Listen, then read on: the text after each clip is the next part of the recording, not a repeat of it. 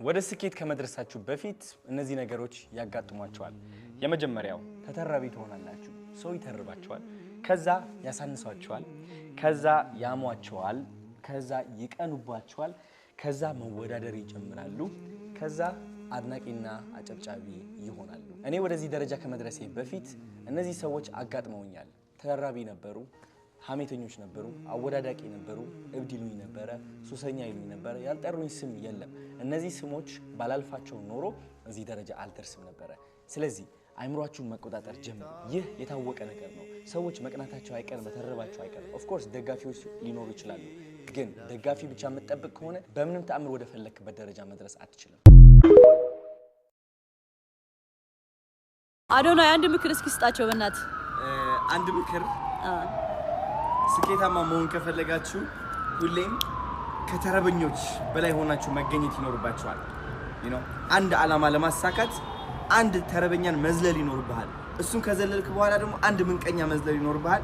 ከዛ ደግሞ ሐሜተኛ፣ አቀሳሳሪ አለ፣ ተወዳዳሪ አለ፣ ከዛ ጨብጫቢ ነው ወንድም ማለት ኮራ ብለክ ትኖራለህ። ዝንጥ ብለህ ናስኪ በእናት ሳባት እንዴ እንጠያቀን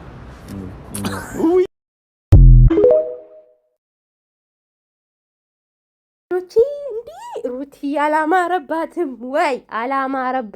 ወይ?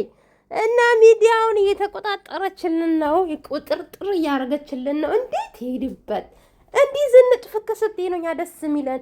ማንም መጣ ማለት ነው አንቺ እኔ በታች ሲያደርግ አንወድም አንፈልግም። እና እኔ ጌታን ደስ ብሎኛል። በቃ እንደዚህ ዝንጥ ንጥ ስትይ ፍክት ብለሽ ስትመጪ በቃ እንወድሻለን። ምንም ሆነሽ ስሪ፣ ምንም ሆነሽ ማለት ነው። በቃ እንደዚህ ራስን ጠብቀሽ ፋብለስ ስትመጪ እኛም በጣም ነው የምንደሰተው። የኔ ቆንጆ በጣም ደስ ብሎኛል። ውዶቼ እንዴት ናችሁ? ደህና ናችሁ? እንደው ደስ ስላለኝ ነው ማርያም፣ ምን ደስ ስላለኝ ነው እንጂ የመጣሁት በቃ ደስ አለኝ። ምክንያቱም እኔ ሩታን በጣም ነው የምወደው። ሩታን ሄልዬ ማለት ነው በፍቅር ነው የምወዳቸው፣ በፍቅርና በቅርብ ደግሞ ጠብቁ ከአዶናይ ጋር ትገናኛለች። እሺ ከአዶናይ ጋር ታያላችሁ። ምን አለች ትላላችሁ? ምን አለች? እና በቅርብ ከአዶናይ ጋር ትገናኛለሽ። እኛም እንጠብቃለን። ፍክት ብለሽ እመሪልን፣ ድምቅ በይልኝ። ወይኔ ጉንፋኑ ተጻወተብኝ። እና ውዶቼ ይሄን ለማለት ነው የገባሁት። አላማረባትም ወይ? አጋሰስ አብርሽ ሪፖስት ግድ ነው። ሪፖስት አድርግሽ የሚስትህን ፎቶ የዛችን ውሽሚትን ሪፖስት ክብርህን ጠብቅ። አንተ ተጠንቀቅ ለምታወራው ነገር ማለት ነው።